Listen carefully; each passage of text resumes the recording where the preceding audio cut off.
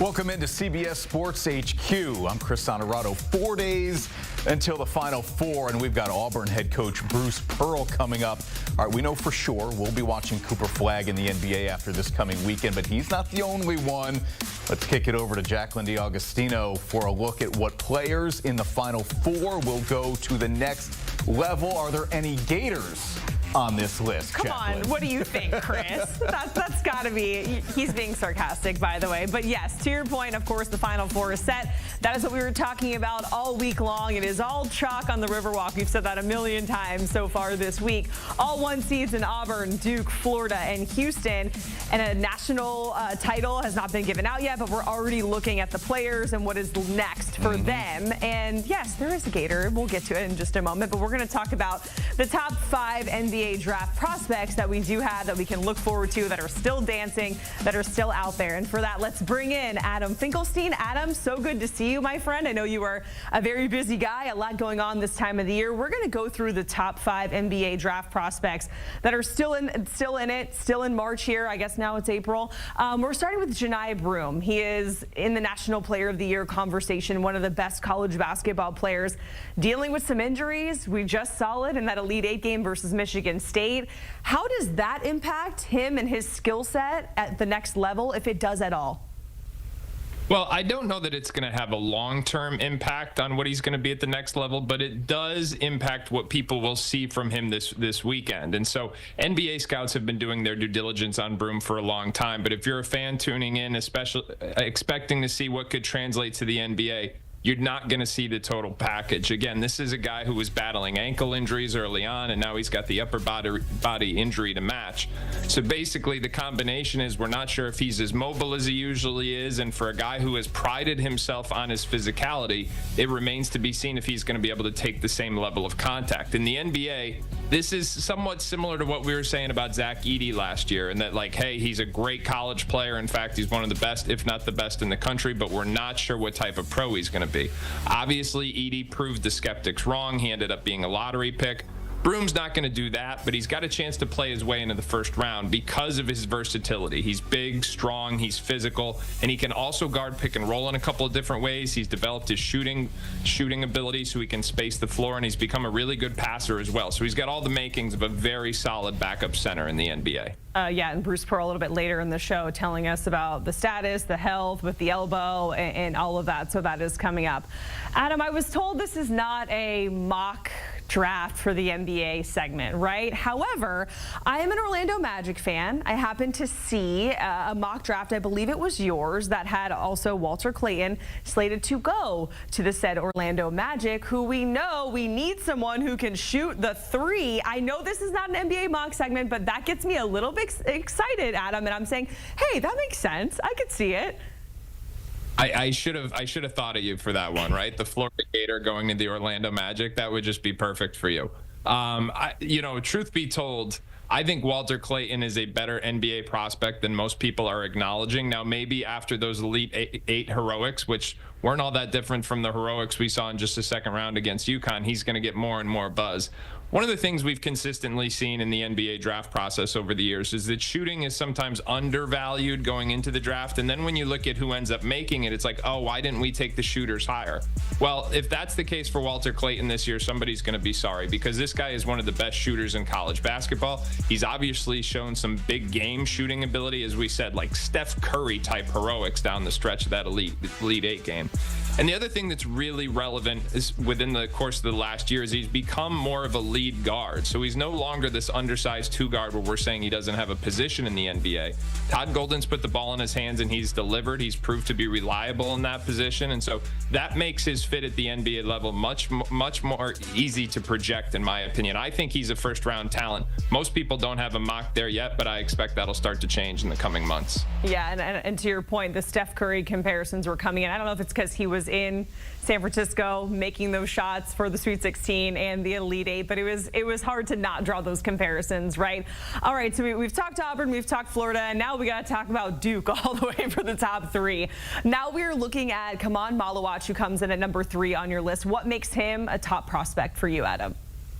So let's start with 7'2" with a 7 wingspan, and And if you were to look at recent NBA drafts, the thing that has hit most consistently is this prototype, a rim running, lob threat shot blocker. Think about Derek Lively, Yves Missy, guys like that. So Malawach fits that role. But in addition to that, we've seen extreme growth over the course of this last year. Let's just look at that Elite Eight game.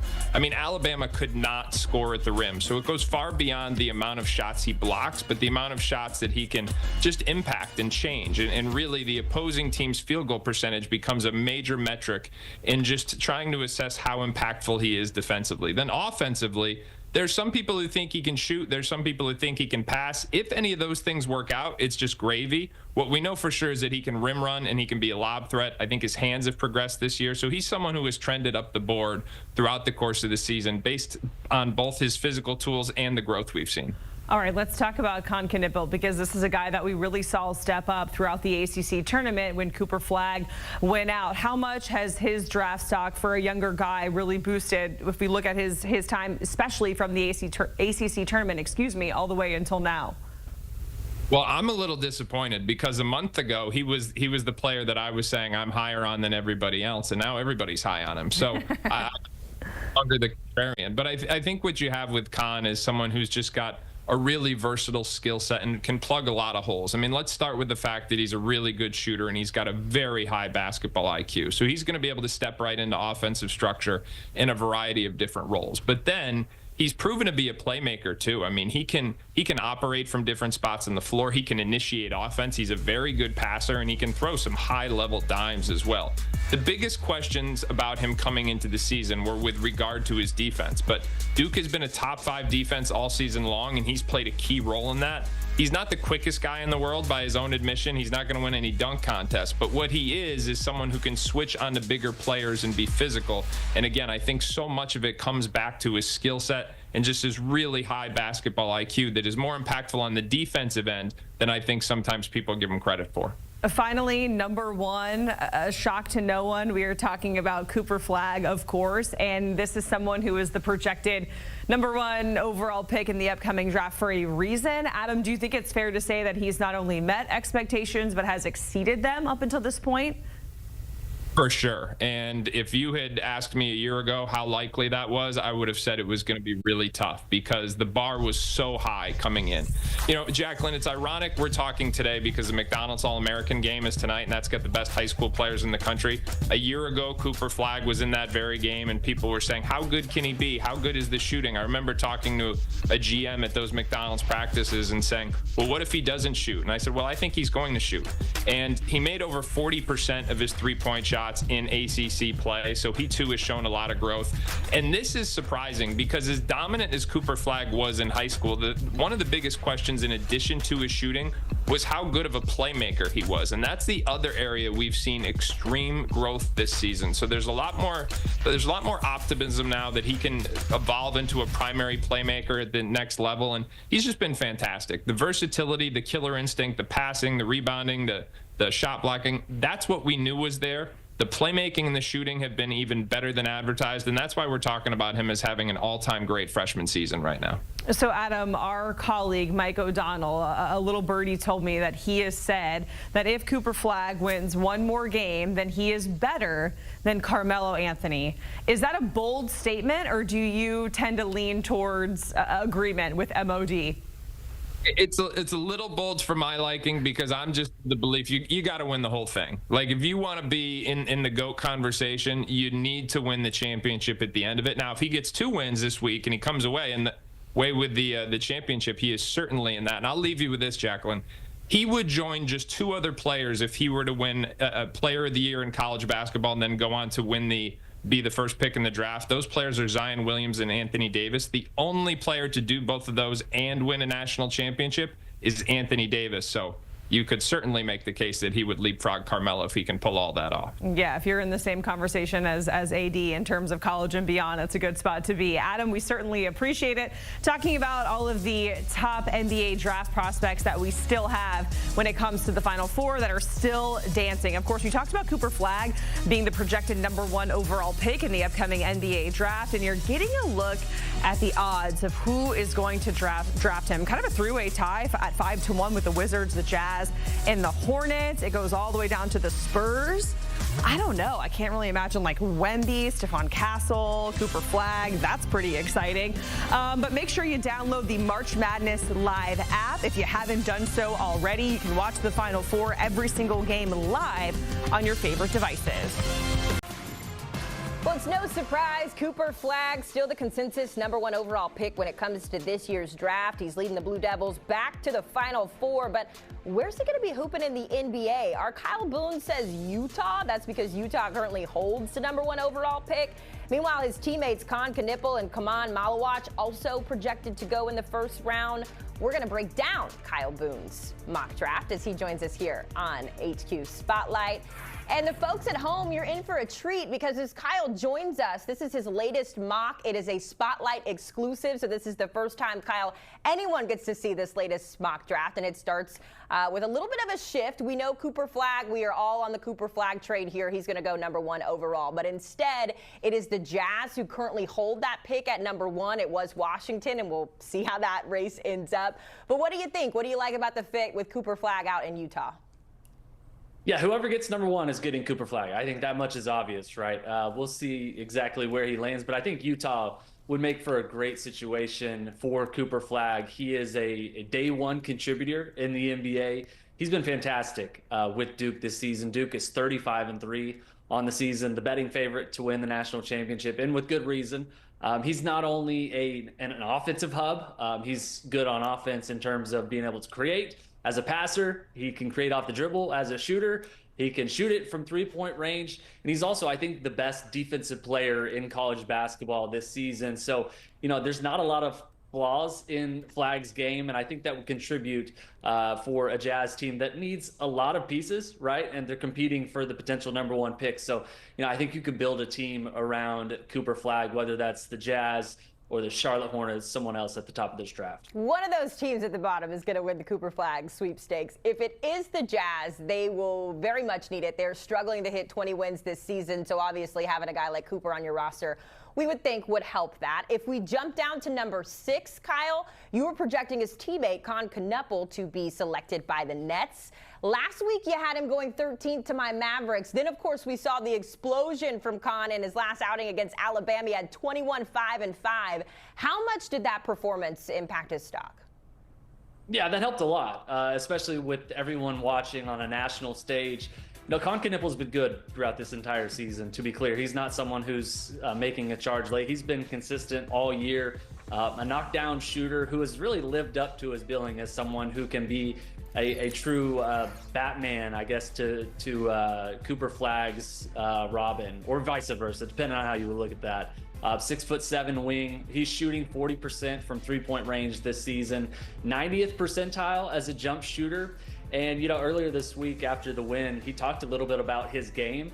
And, someone asked him, how do you have so much success? And basically he said, I'm not the fastest guy. I'm not the most athletic guy, but he knows how to get to his spots. He's very good playing off of 2 feet. He's very smart, savvy. So, yeah, I think his game will translate at a really high level to the NBA, and obviously his scoring and the way that he scores as a shooter will make for a really good fit for him in the NBA. Let's keep the Blue Devil train rolling here in the first because we know Duke has been awesome this year.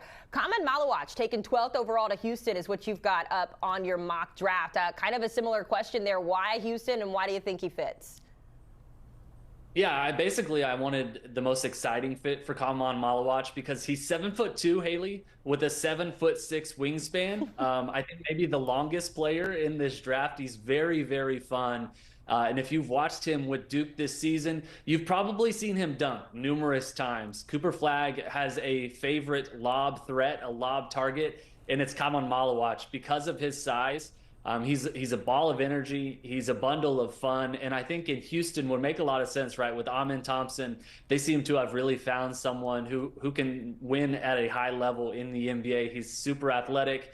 And I think Amin Thompson and Kaman Malawach together would make for a fun inside-out pairing to build around for the Rockets long term. It feels right that the Rockets are slowly trying to figure out their groove. All those years back when they had all those tremendous teams, it feels like now they're sitting in second in the West and things are really upticking there. By the way, that pick came via the Suns, of course, and our next pick we're going to talk about comes to the Heat via the Warriors, because down in South Florida, Kyle, it is no surprise we have seen the Heat sort of have a roller coaster of a season. But at pick number 21, we have seen the Heat hit really well when it comes to their rookies over the last couple of years. Khalil Ware, Jaime Jaquez Jr., just a couple of the most recent examples there. But I like this. I know a couple of fellow Gators in the building will like this too. Walter Clayton Jr. to the Heat. What do you like about it? Yeah, let's keep him in Sunshine State, right? You know, he's one of the most fabulous shooters in this draft, and I think that's where he really shines. He's really made a ton of money for himself, Haley, in the NCAA tournament. He's already an All-American. He's shooting 39% from three. Florida's in the Final Four, and it's in no small part because of his heroics during the NCAA tournament. But you know, the way he makes shots, I think, has really diversified him and made him stand out in a loaded 2025 NBA draft. Earlier in the NCAA tournament, Dan Hurley, the UConn coach, who's won back-to-back national championships, said, like, look, we had a defense that we thought we could build and beat Florida with. And basically, Walter Clayton just outsmarted us. The way that he's able to make dribble jumpers, to make shots off the dribble, there's really no answer for it. 91st percentile this season is Walter Clayton Jr. on dribble jumpers. Very Steph-esque in the way that his shot making is so versatile. So I think he's played his way into being a first-round pick on the 2025 NBA draft radar. I think the Heat would make a lot of sense for Walter Clayton Jr. Yeah, he has been a lot of fun to watch, and we'll see if he can cap off his career with the national championship. Let's talk about a team in the Celtics who, Kyle, I feel like they really don't need anything. Like, I think if the rest of the NBA was like, take the draft off this year, they would come into agreement when it comes to Boston. But we might be looking at another Gator here at pick 28. What do you like about the fit of Alex Condon up in Boston? Yeah, Condon's someone who's been consistent throughout the season for Florida. And you know, I think earlier this season, Rick Barnes, the Tennessee coach, talked a little bit about Florida's depth. And so it's basically like Florida has the best front line in college basketball. And that starts with Alex Condon. He's 6'11". He can dribble, he can pass, he can shoot. And that's what Todd Golden, the Florida coach, said that he really prioritized when he put this team together. He said he wanted to put a team together that played like the primetime Golden State Warriors. And, you know, that is reflected in the way that Condon has been able to contribute to this team. He's shooting 34% from three this season. He's been really good in the NCAA tournament as a floor spacer, you know, a 4-5 type of prospect who I think in the NBA can be a floor spacer, who adds size, rim protection, does a little bit of everything. And, you know, for a Boston team that is laughably loaded already, I think Condon would just give that team another piece of versatility, a chess piece, as they continue to compete for NBA championships. Yeah, it was nice to see him rally back from that ankle injury. I think a lot of Gator fans were concerned that he wouldn't be able to play, but now we see him going potentially in the first round of the upcoming draft. All right, Kyle, when he's not making TikToks for us to recreate here at HQ, Johni Broome is leading the way for his team to the Final Four. However, maybe a little bit of a later round. If you're the casual fan, you see Johni Broome as a Naismith Player of the Year finalist, and here we have him going 29th to the Suns. Is that just sort of the nature of this draft, or why do you think Phoenix would be a good spot there for Johni? Yeah, I think someone is eventually going to be smart enough to take him in the first round. Like every year, Haley, we get guys who are maybe a little bit older who end up slipping probably farther than they should. Johni Broome seems like the guy who could be that guy this year. He's 22 years old right now, 23 this summer. So by NBA draft terms, the guy's practically in retirement, but he's been fantastic as a college player the last few years. Obviously, he's been dominant at Auburn this season. Probably going to finish as the runner-up in National Player of the Year race, but he was good even dating back to previous at Auburn when he was at Morehead State. This season, he's second in all of college basketball in player efficiency. He's very crafty in terms of his finishing ability when you get the ball to him in the low block. He can create his own offense. He's very smart as a passer. Auburn has basically built its entire ecosystem around Johni Broome. And what has that resulted? That has resulted in Auburn making the Final Four and them earning the #1 seed in the NCAA tournament. So, I think Broome is going to end up being a fine NBA player, and someone will end up taking him somewhere in the late first round. I have him going 29 here. Broome, another one of those players banged up at this point of the season. Bruce Pearl told us on CBS Sports HQ earlier not to expect practice from him today or tomorrow as he gets ready for their Final Four game against Florida. All right, Kyle, I kind of noticed a trend as we went through this. We talked about 3 of the 4 Final Four teams getting a first-round draft pick there.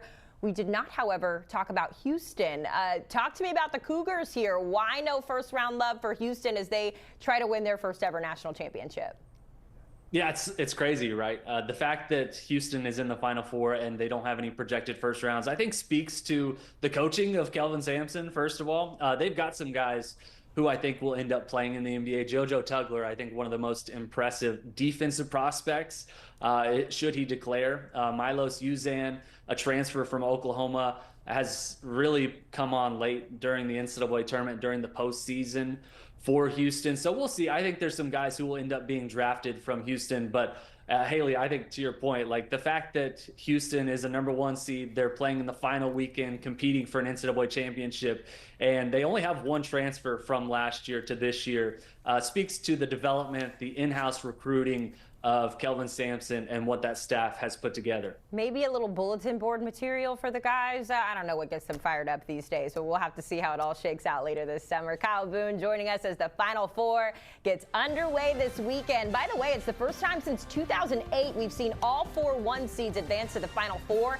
And get this, the last time it happened, it was also in San Antonio. So here's how it shakes out later this weekend. You get the SEC on SEC showdown between Florida and Auburn. Follow that up with the encore of Houston and Duke.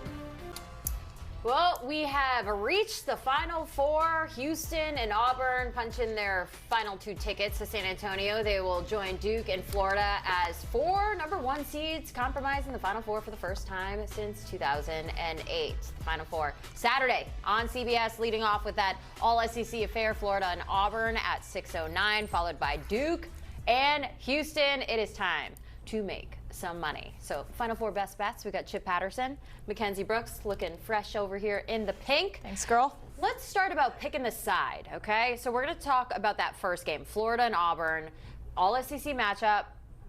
Do you like this Florida squad hoping to capture their first title since 2007, or Auburn? They almost looked unstoppable all season long, minus a few little slip-ups here and there, back in the Final Four for just the second time in program history. What do you got, Mackenzie? I'm actually on the Gators wave now. And I will say, on Selection Sunday, I was saying I thought Auburn would win this game. We did have both teams in the Final Four here. Now we give Florida the 53% chance to pull off this win here. A lot of this does have to do with Broome probably not being 100% in the way he didn't perform well against Florida in the regular season as well. He's like 8 of 19, but a lot of that came in garbage time, right? So even that wasn't even telling of how he performed there. I think you look at this Florida team, the offensive rebounds, one of the best in the country at that situation. So I think they give Broome a hard time. When Broome has a hard time, everybody has a hard time. I'm going to keep things focused on the first half here with the habitually tardy Tigers. That's right, Auburn's been getting off to some slow starts recently. Against the first half spread, Auburn is 1-7 across their last 8, 4-11 against the first half spread in their last 15. And you were saying, hey, Chip, but I just saw them. They jumped all over Michigan State. Well, I need to remind you that Michigan State is also a team that has been suffering from slow starts all throughout the second half of the season in the NCAA tournament. Florida, on the other hand, has held halftime leads against every team that it has played tied against UConn, but leading against all the other ones in this tournament.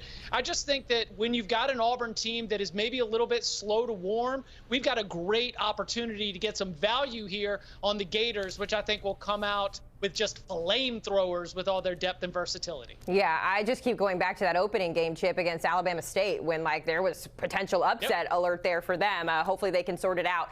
Interesting, I want to piggyback off of something you said earlier, Jenny. In either matchup here, it'll be the first time an SEC school will reach the title game since Kentucky did it in 2014. So the SEC has been a powerhouse this year, but still looking for a championship. Chip, if I were to ask you to attack the side here, or the total, we just did the side. If I was going to ask you to attack the total here, how would you do it?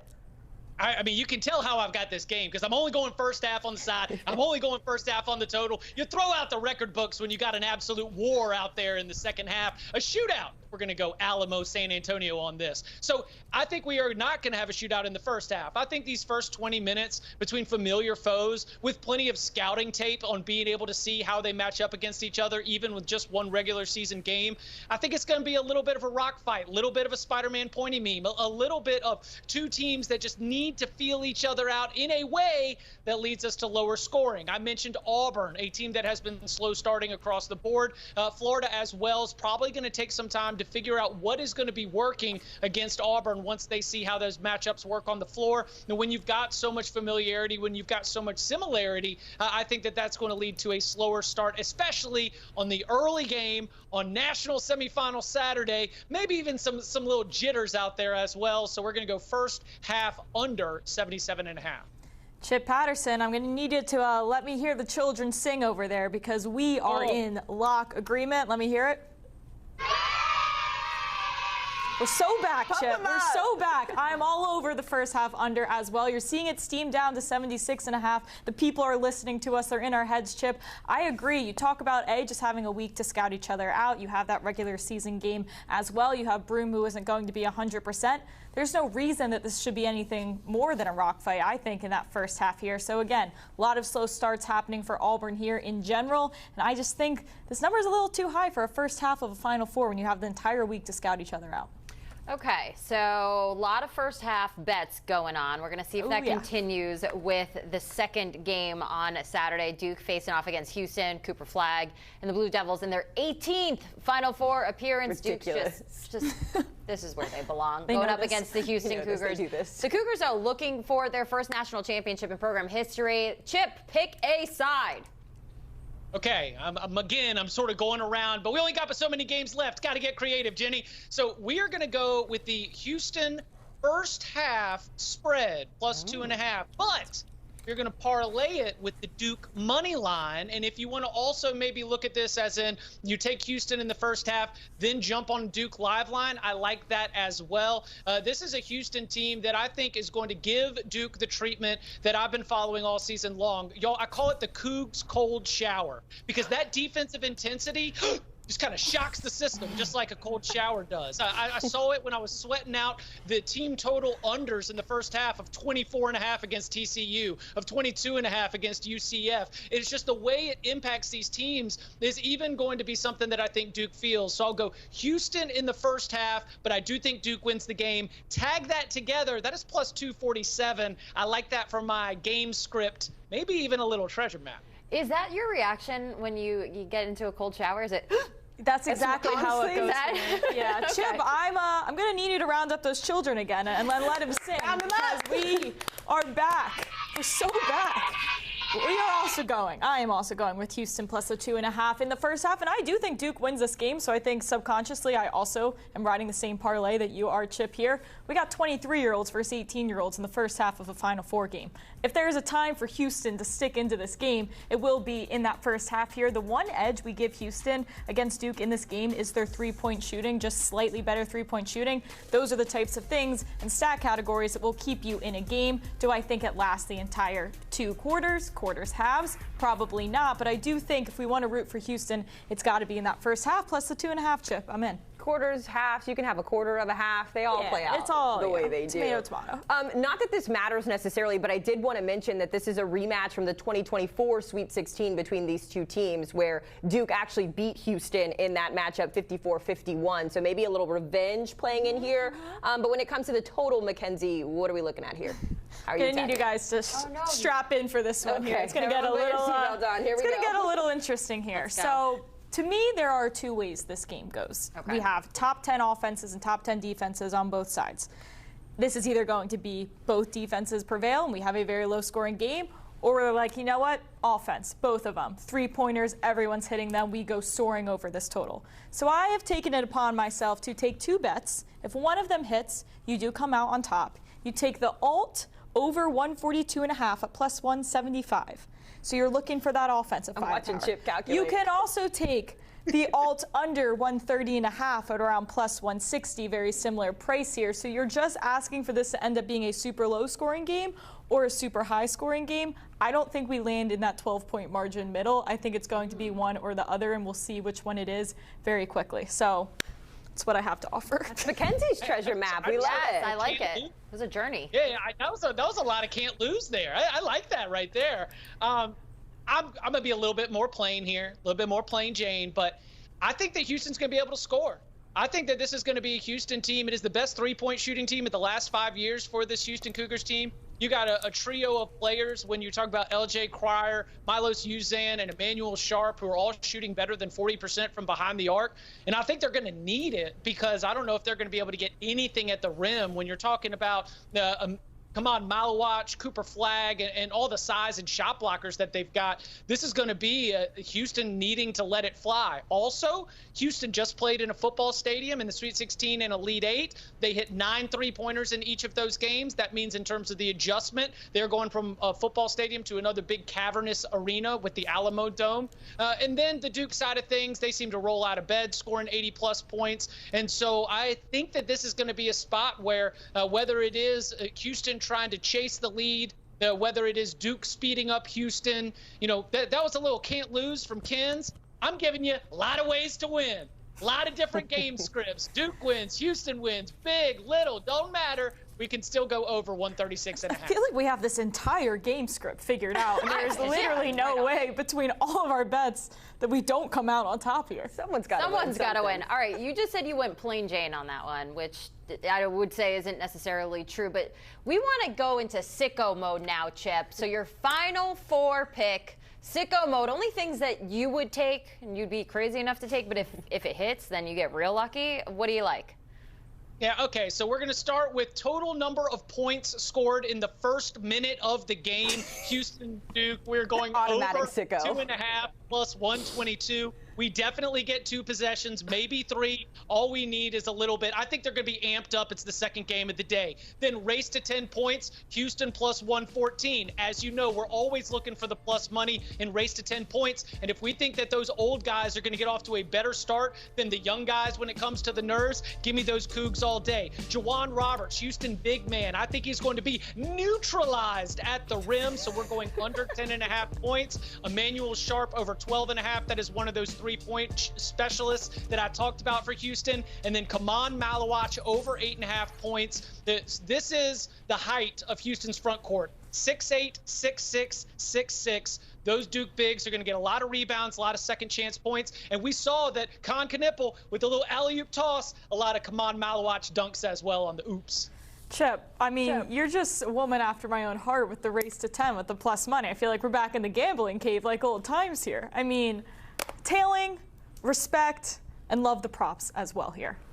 I mean, the first minute, I mean, someone's lay down the money. I love it. Chip Patterson, Mackenzie Brooks. I think you guys have us completely covered for the Final Four going on this weekend on CBS. You two are the best of the best. Thanks for joining us, guys. And then there were 4, Auburn, Florida, Duke, and Houston, all number 1 seeds. They're the only teams that rank top 10 in D1 in both offensive and defensive rating this season. All 4 Final Four teams have a net rating of plus 35 or better this year. Only 6 other teams in the previous 28 years of Ken Pom data have had that, but are they really created equal? Well, we are about to find out. Time now to welcome back in our experts, JLC, Zach Attack, and Ken's here in studio with us. Let's talk about this Florida versus Auburn game. It is the first time that SEC teams meet in the Final Four. Florida did get the best of the Tigers in the regular season, 90-81 back in February. Can they do it again, JLC?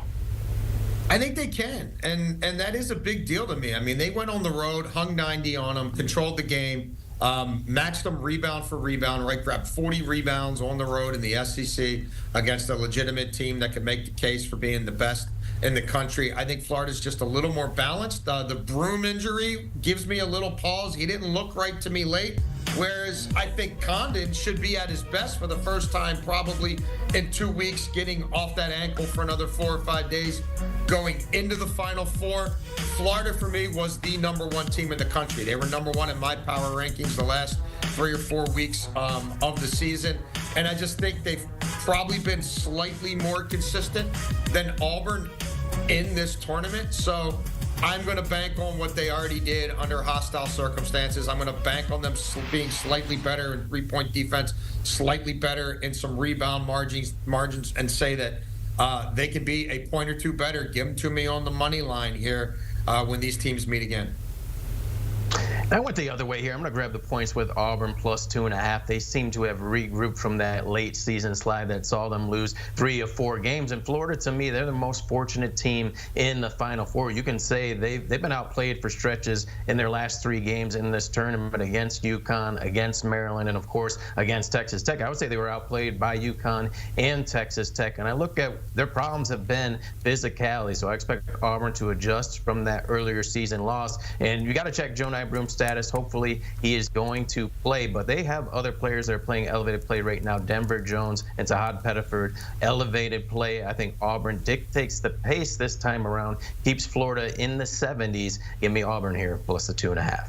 I have no interest in breaking this tie here. I'm just going to attack a total here with the first half. I know. All right. I would lean the Gators if I had to pick, but nobody asked for that opinion. What I do want to put my actual own money on is this first half under 77. It's teamed down to 76 in some spots, so I would certainly get on that now. Auburn, we've seen as a team that's kind of getting out to a slow start. We're seeing Walton Clayton Jr. on the other side. He doesn't really like to show up until the last few minutes of the game, so we don't have to worry about him in the first half here. But there's no reason for this to be a high-paced game, right? Especially in the first half. I think there will be a feel-out period. You know, you have a week to scout each other. That typically just starts to have these slower games to start in general. So we saw both defenses locked down in the Elite Eight. I think we'll see a very similar situation here. Second half, I don't really care what's happening. First half, I do think it'll be slow. Yeah, and you should keep an eye on that total in general. It opened at 163.5. It was the largest total in NCAA tournament history, at least since 2007, so not exactly history. It has since been bet down to 116.5, but Ken's liking that under in the first half. Looking at Houston versus Duke. Houston is the #1 seed, but really they're the dark horse when you look at the other teams in the Final Four. You got Cooper Flag and the Blue Devils. They've just looked unstoppable. When I talked to Kyle Boone earlier this week, I said, what's their fatal flaw? He's like, I don't actually think that they have one. Ken's, what are you looking at in this one? I agree. The one thing in the model that we do slightly have Houston edging them out in, which feels ridiculous because of how great Duke's three-point shooting is, though, we do have Houston, who's #1 in the country in said category, so we do have them slightly outweighing them there. I do think overall in full 2 halves, we will see Duke pull away here, but I think we can get Houston in the first half plus the 2.5. You've seen it all tournament long. You've seen these underdogs. It's crazy calling Houston an underdog. Keep it close in that first half, and then you see the second half, the talent of that favorite just start to prevail here. But I think this is a situation, if three-point shooting is your advantage, that's a way to stay close in these games, and I think that's a way they cover a spread in the first half. And I'm playing Duke full game minus the 4.5. One pattern we've seen with these dominant teams over their recent title runs, especially UConn, is you want to ride them ATS-wise. I think you have to do that here with Duke minus 4.5. If it wasn't for a lucky stretch for Arizona, they would have covered every game in this tournament so far. And this is the barrier we have seen for Kelvin Sampson over the last 6 seasons, getting to the Sweet 16, getting to the Elite Eight, getting to the Final Four, cannot get to that title game. And I just don't think they're going to have enough success offensively. Jawan Roberts, the bully ball we've seen in the post is not going to happen against the interior with Duke's big man Malwatch. And then I also look at their perimeter guards and shooting. LJ Cryer and Emmanuel Sharp, they can shoot you out of games. In particular, LJ Cryer, he is struggling right now, just 8 of his last 30 in the tournament. Give me Duke here, minus the 4.5. All right, we got to go quickly here on a national. Oh, JLC, you still got to go?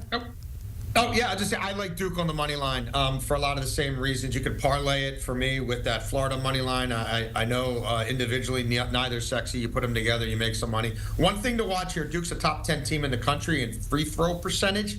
115th for Houston. I think Duke's better equipped to win a high-scoring or a low-scoring game. But in a chalky tournament, I'm going to play it safe here and just take them on the money line. All right, JLC, I'm coming right back to you. 30 seconds or less. Who is the national champion Duke favored at even money? Yeah, I think it's the Duke Blue Devils. I would have said Florida coming in. I've got Florida versus Duke in all my brackets, but in my survivor pools, I've saved those two teams, and I'm going to play Florida in the Final Four and save Duke for the final game. I just think they're driven with Cooper Flagg. They really haven't lost in 6 or 7 weeks, and I don't think they're going to lose again with Cooper Flagg. I agree here. I don't see any other situation here other than Duke, and this has been our pick since Selection Sunday, and it's been by a landslide. We've given them the best chance to make it out of the region of all the 1 seeds. They haven't hiccuped. You've seen some of these other 1 seeds have some hiccups along the way. There are no reasons to root against this team right now, in my opinion. Let's make it 3 for 3. I'm with Duke as well, plus 100. They've beaten 2 of the Final Four teams. Houston last year in the Sweet 16. Auburn this year by 6 points. They have that perfect balanced mix. 3 freshman phenom mixed with unselfish upperclassmen transfers. And I think they just can play at any style that any team throws at them. They can play a defensive tight game in the 70s. They can play a fast-paced, high-scoring game that we saw against Alabama. It's Duke that wins the title, plus 100 odds. I'm just going to light up my bracket on fire. I have, Who did you have? Florida, but I wish I would have gone. That's not. Florida's growing on me. Yeah, well, they're growing away from me. One reminder: the Final Four, number one. Well, they're all number ones. Florida versus Auburn at 6:09 Eastern. Houston versus Duke, 8:49 Eastern. All on Saturday on CBS and streaming on Paramount Plus.